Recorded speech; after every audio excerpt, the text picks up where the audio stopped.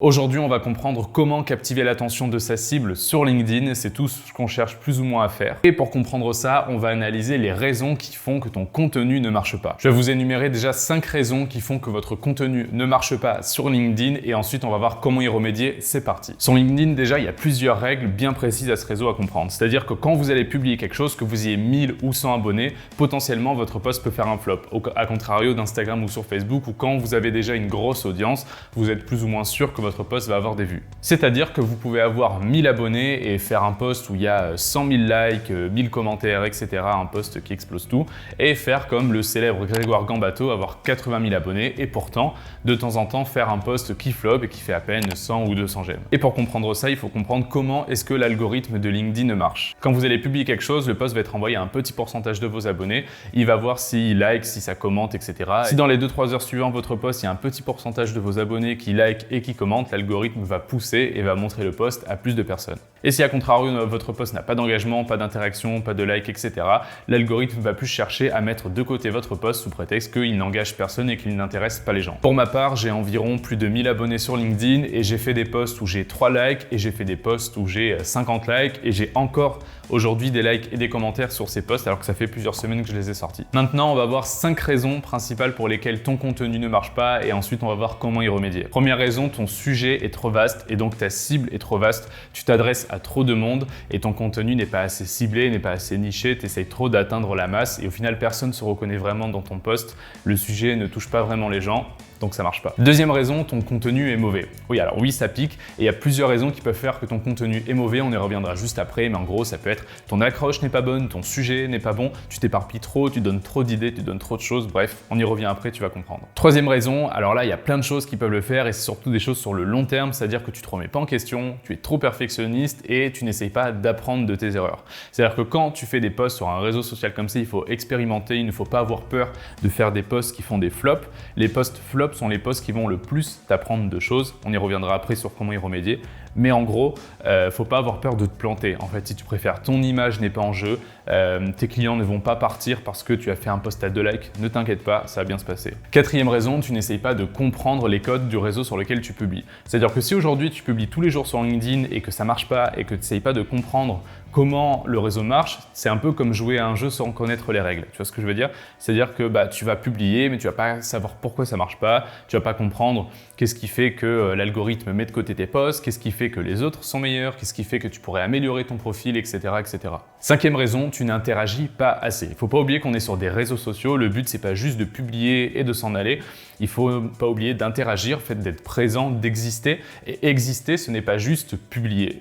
Exister, c'est commenter, liker, interagir avec d'autres personnes, envoyer des messages aux autres personnes et pas des messages de prospection comme des vendeurs de tapis, mais des vrais messages personnalisés. Et le fait d'exister sur ce réseau social peut avoir un impact beaucoup plus fort que ce que tu ne le penses. Et maintenant, on va reprendre ces 5 raisons et on va voir comment est-ce qu'on peut y remédier et comment est-ce qu'aujourd'hui tu peux mettre des actions en place pour augmenter considérablement la qualité de ton contenu. La première raison pour éviter d'adresser ton contenu à tout le monde, bien évidemment, c'est logique, c'est de cibler. Donc tu prends ta cible, tu prends la cible que tu t'es mis dans ton business, tu as forcément une cible, ton offre est forcément ciblée à quelqu'un. Tu prends cette cible et tu essayes de parler à elle directement. L'astuce que je peux te donner, c'est dans la vie réelle, quand tu vas discuter avec tes clients ou alors des prospects ou des gens qui peuvent être dans ta cible, c'est un peu de leur poser des questions, de réfléchir à comment est-ce qu'ils réfléchissent, de comment est-ce qu'ils parlent, et de comprendre, ou même de leur demander indirectement quel sujet de post est-ce que tu pourrais faire qui leur parlerait directement. Essaye de faire les posts uniquement pour eux. Dans ta tête, dis-toi que tu fais les posts pour tes clients. Limite, il faut que les posts, genre tes clients, ils sont à fond dedans. Et là, tu auras touché ta cible. Et à partir de ce moment-là, tu vas revoir complètement ta manière de poster. Faut pas oublier que tu postes pas pour tes confrères ou pour les autres indépendants, les autres chefs d'entreprise, tu postes pour les gens qui peuvent potentiellement être clients chez toi. Donc, essaye de réfléchir les posts en fonction de ta cible et uniquement de ta cible. La deuxième raison, quand je te disais que ton contenu est mauvais, alors plusieurs choses pour améliorer déjà la qualité de ton contenu, surtout si tu pars de zéro. Déjà, dans un premier temps, tu peux te former sur le réseau social LinkedIn. Au moins, tu vas apprendre comment avoir un beau profil, les bases, comment publier, etc. Je connais la formation de Pauline Sarda, désolé si j'ai écorché ton prénom. La formation de Pauline Sarda que j'afficherai juste ici, je ne l'ai pas faite personnellement, mais j'en ai a entendu des très bons retours, donc je t'invite à t'y pencher de plus près si ça t'intéresse. Et puis voilà, donc t'auto-former sur LinkedIn, même si tu n'as pas de sous pour une formation payante, tu peux potentiellement regarder déjà des vidéos sur YouTube ou autre, il y a plein de choses sur Internet à ce sujet. Et déjà te former un maximum pour connaître et comprendre les codes de ce réseau. Ensuite, ce que tu peux faire pour améliorer ton contenu, c'est de te remettre en question. Et là, on va rejoindre la troisième raison. Les deux sont un petit peu liés si tu analyses un petit peu. Le fait de publier des posts qui ne marchent pas, de comprendre pourquoi ces posts ne marchent pas et de te remettre en question, ça va t'aider à évoluer et à pas patauger parce que potentiellement demain tu peux publier pendant 2 ans et pendant 2 ans tu publies toujours les posts qui ne marchent pas et pendant 2 ans tu te dis ce que je fais ça sert à rien, personne n'interagit parce que tu fais mal les choses. Et quand je disais qu'il ne faut pas être perfectionniste, c'est-à-dire que si aujourd'hui tu es perfectionniste, tu vas t'empêcher de publier des choses potentiellement qui ne te conviennent pas. Et je vais te dire un secret, on n'est jamais satisfait de ce qu'on produit. Moi-même, je fais 2 vidéos par semaine et les 3/4 du temps, j'en suis jamais satisfait parce que j'ai pas assez de temps d'après moi pour les monter, mais si je prenais plus de temps, je pourrais pas en publier autant et donc du coup, j'aurais moins de résultats. Mais ce que je veux dire, c'est que plus tu exécutes, plus tu fais des erreurs vite et plus tu apprends vite. En fait, on est vraiment dans du fast et les réseaux sociaux, en plus, on a la chance que le contenu soit assez éphémère, tu vois. Donc, fais vite des erreurs, apprends vite et fais des meilleurs posts plus vite, en gros. La dernière raison, tu n'interagis pas assez. Je vais te donner 2 méthodes bien distinctes pour interagir beaucoup plus dès maintenant. La première solution, ça va être d'interagir grâce à tes posts.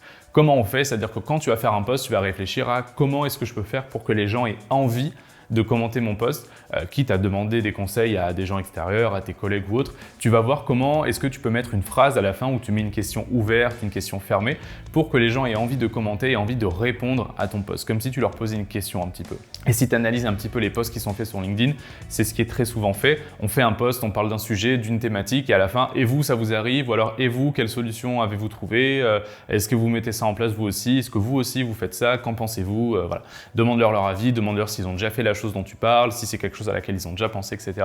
Interagis un maximum. Je vais te donner un complément de ce que tu peux faire sur tes posts pour interagir encore plus, ça va être d'identifier des gens. Alors attention, il ne faut pas le faire n'importe comment parce que ça peut te coûter cher dans le sens où si tu identifies des gens qui ne commentent pas, qui ne participent pas à ton post, ça va faire chuter ton post.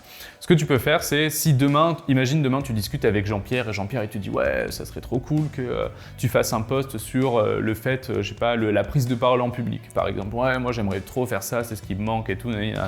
Ok Jean-Pierre, trop cool. Donc demain tu vas avoir cette idée, en plus il va te donner des idées, tu vois, donc tu n'auras plus qu'à bosser sur ton idée au lieu de la chercher.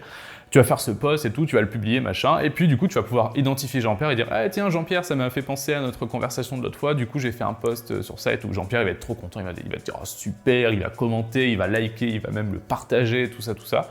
Et puis voilà, il va être content et tu vas créer de l'interaction grâce à ça. Et la deuxième solution, ça va être de commenter, de passer du temps sur ton feed, sur le réseau en lui-même, de commenter les autres posts que tu trouves intéressants, pas en mode faux cul, mais de commenter en mode t'es sincère, ça t'intéresse vraiment, de commenter les autres posts qui t'intéressent, de les liker et comme ça, de fil en aiguille, tu vas rentrer en contact avec d'autres gens, tu vas commenter des posts, on va te répondre, tu vas re-répondre, etc.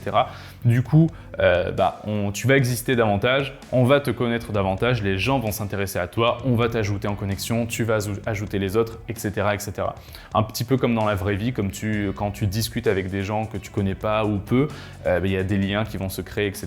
Moi aujourd'hui, tous les jours, je commente des posts de gens que je ne connais pas ou que je connais à peine et j'ai connu des gens grâce à des posts que j'ai commentés, j'ai connu des gens au téléphone, en réel, en visio, grâce à la base juste à des posts ou des messages que j'ai envoyés sur LinkedIn pour te montrer à quel point c'est puissant. Pour conclure ces 5 raisons, je vais te donner 2 astuces plutôt personnelles.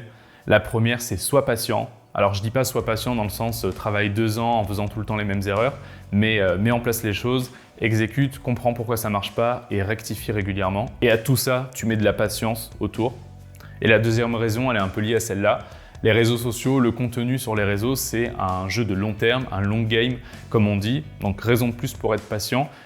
Aujourd'hui, tu plantes des graines pour avoir un pommier et peut-être que dans 6 mois, 1 an, 2 ans, si tu fais les choses bien, il aura poussé et à ce moment-là, tu auras des pommes qui tomberont de l'arbre et les pommes, c'est un peu les clients, si tu veux comparer ça comme ça. Moi, je m'appelle Lucas. Si tu me connais pas, mon métier, c'est d'aider les professionnels à gagner du temps et des clients grâce à la communication vidéo. Alors, j'ai fait cette transition parce que le long game, c'est un peu, la vidéo, c'est un peu un jeu de long terme. Si tu as un projet, que ça t'intéresse de gagner du temps et des clients grâce à la communication en vidéo et que tu as envie de m'en parler, tu peux prendre gratuitement rendez-vous sur le lien qui est juste en dessous dans la description via un appel découverte. Et puis moi, je te dis à la semaine prochaine pour une nouvelle vidéo. À bientôt.